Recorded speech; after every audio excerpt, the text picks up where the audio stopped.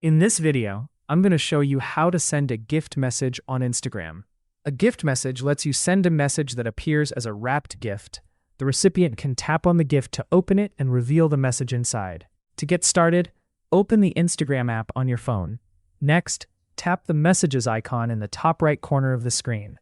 Open the conversation with the person you want to send the gift message to.